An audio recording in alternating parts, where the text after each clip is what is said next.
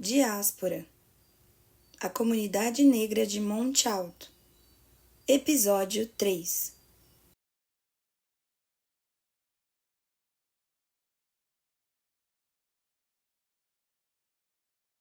Coprodução e edição de fotografia, Diego Cafola. Captação e edição, HFDS Empreendimentos. Direção-geral, Guilherme Tomás. Guilherme é um jovem negro, alto, de cabelos na cor roxa, ele veste uma blusa preta. As cenas apresentadas foram gravadas em um sofá vermelho com fundo preto. Os participantes são Mirella, uma jovem negra que está com uma bandana verde cobrindo os cabelos, e uma blusa amarela escrito Brasil com detalhes em branco. Ao seu lado direito está Michael, um jovem negro de cabelos loiros.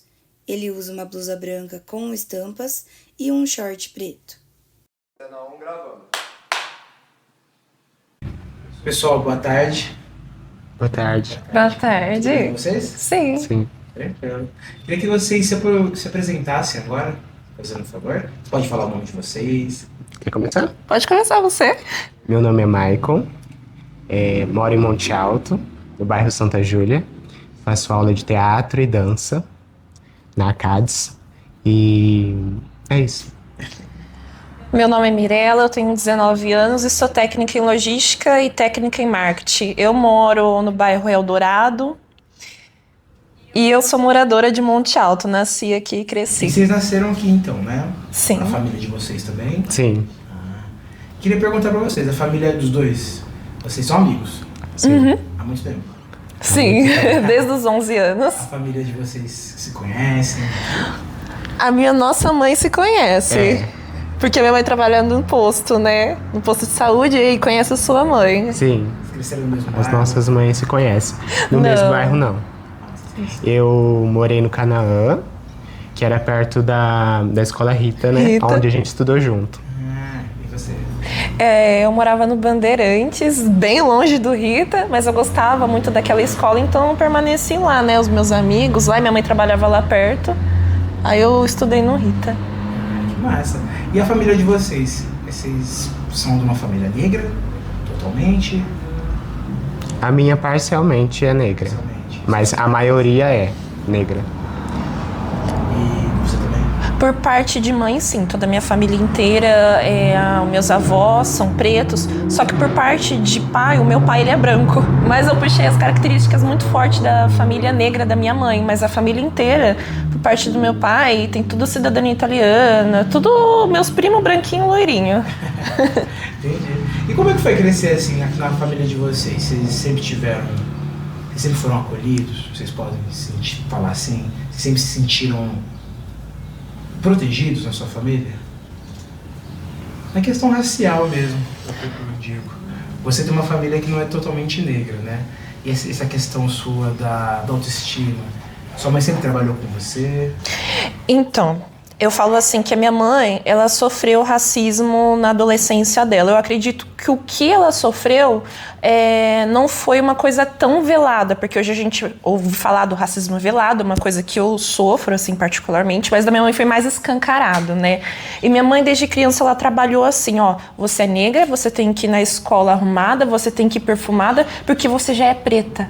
Minha mãe falava assim, ela já treinava assim comigo. E é uma coisa assim que na minha infância me incomodava. Eu falava, ai mãe, o que tem eu ser preta? O que tem eu ir com uma blusa amarrotada? Minha mãe falava, não, você é negra, senão o pessoal vai ficar falando de você. Então minha mãe, mesmo assim, de um jeito duro, ela já me treinou em relação a isso, ao preconceito que eu sofreria. Mas em relação à autoestima, a cabelo, minha mãe ela sempre cuidou do meu cabelo. Nunca alisei meu cabelo, minha mãe sempre fazia hidratação, minha mãe sempre elevava minha autoestima pra isso. Porque a minha avó, ela alisava o cabelo da minha mãe com, pra você ter uma noção, com ferro de passar. Alisava pra deixar bem lisinho e cortava curto, porque minha avó não sabia cuidar do cabelo crespo da minha mãe. Minha mãe, ela já foi diferente, ela já soube cuidar, pesquisava mais. Então, em relação à autoestima, assim, vamos assim se dizer que minha mãe aumentava muito. Eu sou muito grata à minha mãe por ela ter me ajudado a trabalhar em questão à minha autoestima, né? Principalmente ao meu cabelo. Que massa. E você, Mike? Olha, eu sempre fui muito bem acolhido na minha família, assim. Na adolescência, eu queria deixar meu cabelo crescer, né? E a minha família teve uma resistência em relação a isso. Então, eu comecei a deixar ele crescer, o pessoal começou a falar, ai, corta esse cabelo, não sei o quê. Aí eu ia na escola com ele todo amassado, eu lembro que eu amassava muito ele, né? Então eu não usava o pente garfo para dar volume e ficar assim. Eu amassava ele para que as pessoas não falassem tanto, né? Mas naquela época já estava crescendo, então já estava aquela coisa assim, né? Chamava a atenção. Chamava a atenção. As pessoas perguntavam, queria colocar a mão. Nossa, ridículo. Sabe? Umas coisas assim. E perguntava como lavava e como... Até hoje, né? Até hoje. Que idade que foi mais ou menos? Você lembra isso? Bom, que idade que era, hein? Eu tava no... Foi quando você tinha uns 12 para 13 anos, eu lembro dessa época. Uns 12, 13 anos. Eu era bem diferente, né? Eu era gordinho, baixinho. Você era gordinho? Aham. Que legal. Nessa época, o meu irmão, ele tava começando a fazer curso de cabeleireiro.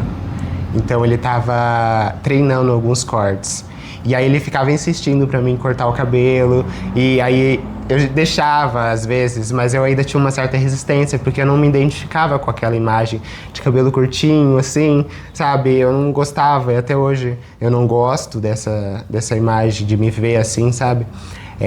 E eu lembro da minha mãe cortando o cabelo de toda a família, então do meu irmão, do meu pai, o meu. Então a gente sentava na varanda, colocava a cadeira lá e ia cortando de todo mundo. Ah, acabou esse, agora vem você. Pra ir pra igreja no domingo, assim, sabe? Sim. Então a moda naquela época era o cabelo raspadinho, tipo na 2, e no máximo um tupete. No máximo um tupete, um moicano, às vezes já era tipo demais. Já era. E nessa época dos 12 aos 13, quem que eram as suas referências, no caso, assim? Na mídia, no desenho, no filme, na série? Eu sempre gostei de K-pop. K-pop? Banda sul-coreana. O padrão de meninas era magrinhas, e eu não era tão magrinha na época assim, não. Eu fui uma criança gordinha, sabe? Então eu me comparava muito com as meninas da época do K-pop. Mais algum? Ah, não, era só isso mesmo. Eu lembro que na escola você gostava bastante de ler. E aí você, não sei se você tinha, se você pegava na biblioteca da escola, aqueles... gibi? Não. Gibi da Turma da Mônica Jovem. Não, mas também tinha daqueles que lia de trás pra frente. Mangá. Mangá. Eu faço coleção também. Eu não sei por que eu não falei sobre isso. É uma coisa que tinha muito Mirella, sabe? Que eu lembro da escola. Porque eu sou autista, né? Eu tenho o aspecto autista nível 1. E naquela época eu tava muito hiperfocada em Turma da Mônica. E não tinha nenhum personagem negro. Hoje, Maurício de Souza, né? E tem a personagem negra que eu gosto muito, que é a Milena. Eu me sinto muito representada. Tem um cabelo crespo, maravilhoso. Tem. Legal. E você, mano? Qual que eram as suas referências? A minha referência era... Olha, eu tinha como referência muito a minha família, né? Sempre. O meu irmão, ele fazia dança de rua. Então, às vezes eu conseguia ir ver ele dançar. Às vezes a gente ia numa apresentação, ia no ensaio, apesar da minha família ser um pouco conservadora em relação a isso, então meu pai às vezes não deixava ele ir dançar, ir nesses eventos, e aí a gente ia, e eu lembro muito de chegar da igreja e ver ele dançando na sala com música autona, assim, sabe? E tipo, no dia que o Michael Jackson morreu, que ele chorou, sabe? Eu chorei também. Então, sabe, me passa tudo na memória agora, sabe, no ambiente, a televisão de tubo, sabe? Todo esse contexto, nossa, legal. Eu sempre gostei muito de música dos anos 80. Ouvindo ele falar, eu lembrei que quando eu tinha 5 anos, a minha tia tinha aqueles DVD e ela colocava lá a música do Michael Jackson. E eu sempre gostava, me arrepiava, tipo aquela música... Sim, nossa, eu tinha muito medo do clipe. O clipe era muito assustador. Eu falo assim que eu gostava muito, tipo, então eu acho que uma das minhas primeiras referências negra foi sim o Michael Jackson. Sim. Que massa. Eu queria perguntar assim pra vocês. No momento que vocês estão agora, vocês têm alguma rede de apoio? Vocês têm momentos onde você pode estar junto com outras pessoas igual a gente? Esse momento, essa troca que a gente está tendo agora de conversar sobre experiência, não só negativa, mas também, sabe, o que motivava a gente. Vocês têm onde fazer isso? Vocês têm os amigos, pessoas que vocês podem estar se protegendo? Quer falar? Eu tenho sim, por fazer teatro, por fazer dança. A gente tem o pessoal ali da arte, né, que apoia a gente, que tá sempre ali, nossos amigos, né, que a gente tá sempre conversando e tal. A minha família também me apoia bastante. Ai, que massa. Eu só tenho a minha mãe, porque eu sinto que as vivências nossas são um pouco parecidas, sabe? Eu não sei se você já ouviu falar de que às vezes a gente se dá melhor com uma pessoa negra, porque a pessoa negra entende o que a gente passou. Eu não sei se você já ouviu falar também do afeto preto também. Já. Né? É uma coisa que eu percebo. Eu tenho muito essa rede de apoio em relação à minha mãe.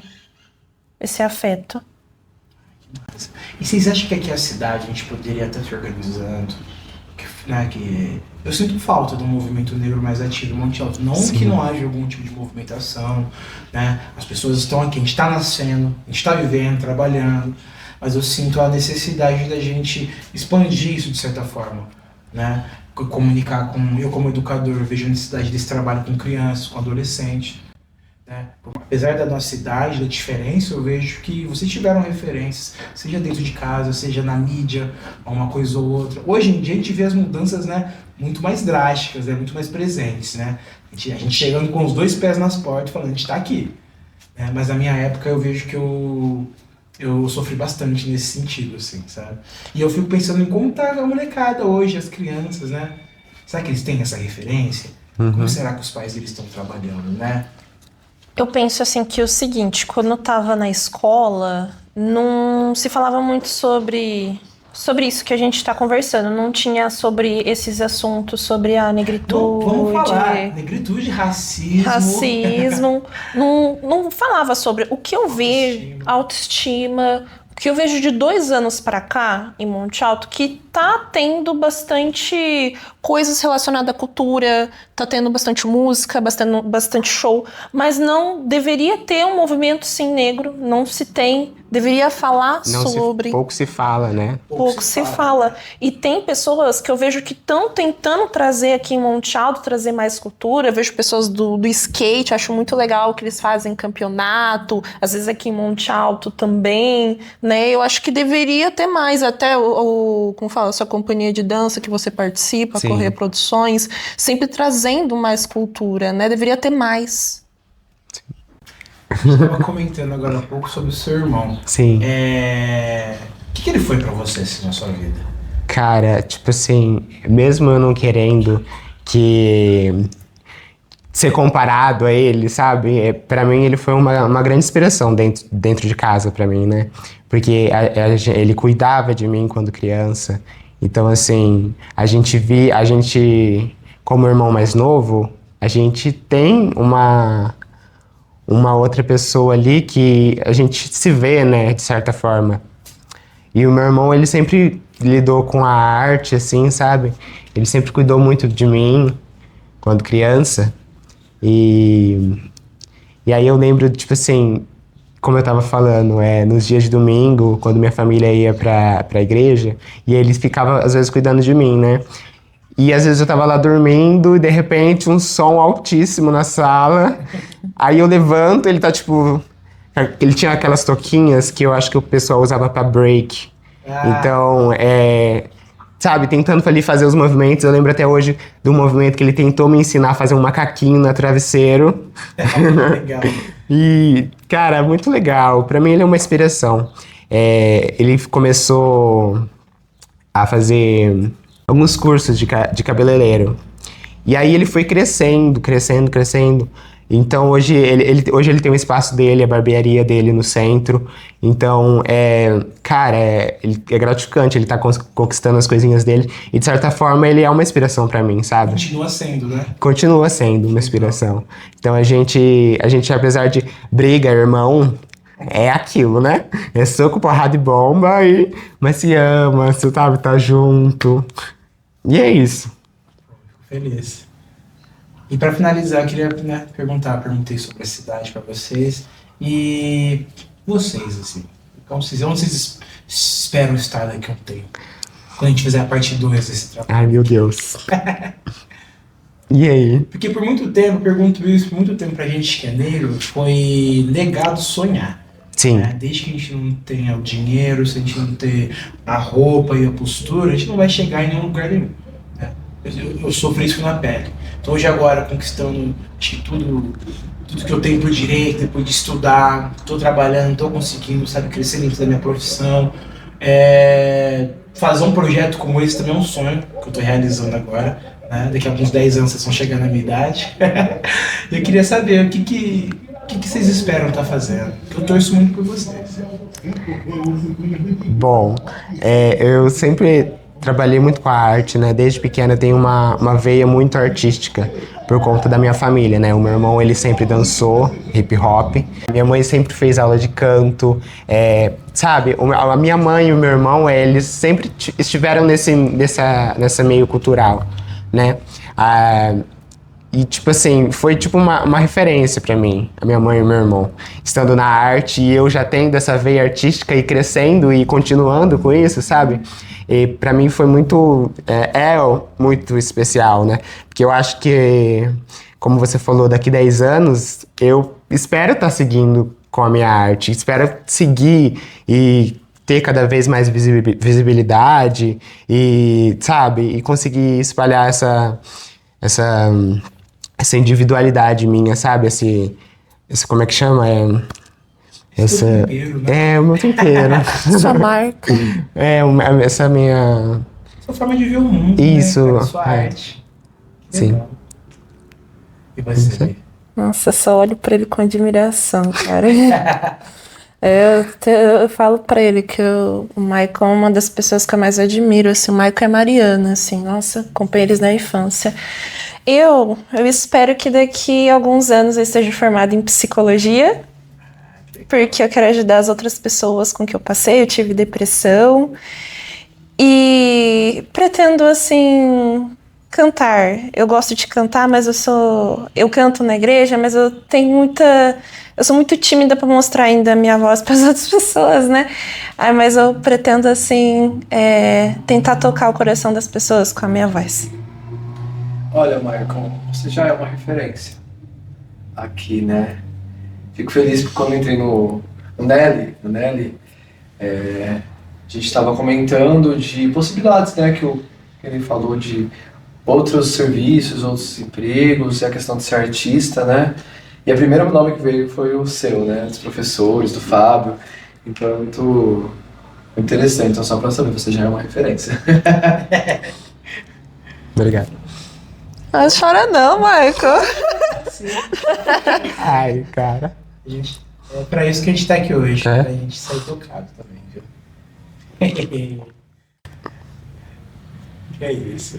Eu acho que assim, por mais que a gente cresça aos pouquinhos, eu